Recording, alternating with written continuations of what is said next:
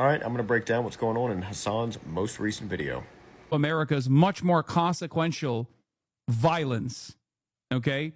It's the same reason as While he's on stream, he notices that his dog is coming off of the place command.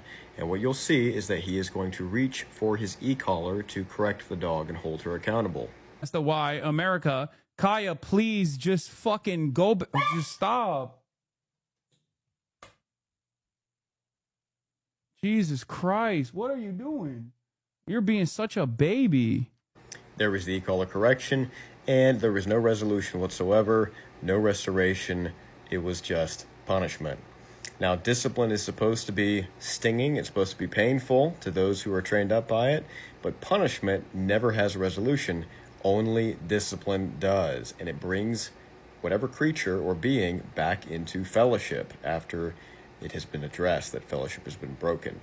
However, the problem with Hasan's video is that this dog is on the place for 6 to 8 hours every time he goes live. And that's not abuse, but it is taking a massive toll on the animal. And when the animal, who has been, as he says, you'll hear this later, spoiled by a family member who came over, maybe it would have been behoove you to train your dog back up before having her on live for such a long period of time. It's just, you're making her stressed. She just literally is so incredibly spoiled from my mom. And there it is. There's the excuse.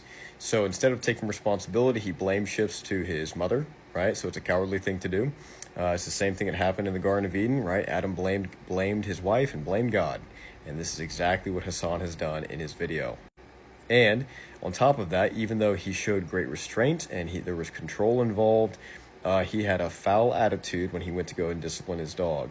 And he didn't discipline her, he punished her.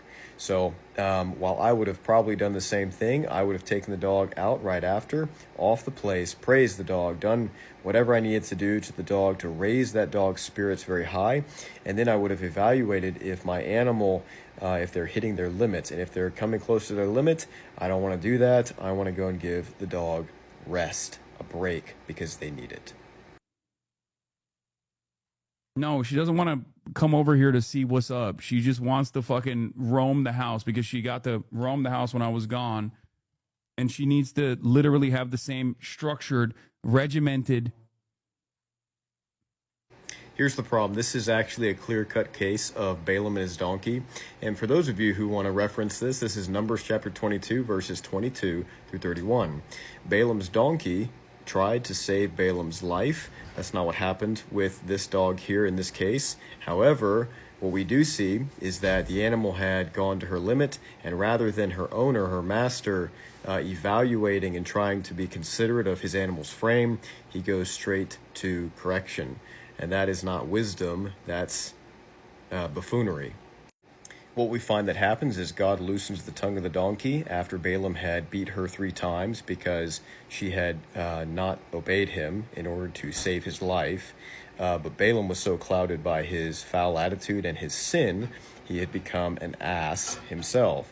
And so God loosens the tongue of his donkey, and she asks him, "Why have you beaten me these 3 times?" And Balaam responds, "Because you've mocked me, you've disrespected me. I wish that I could unalive you right now."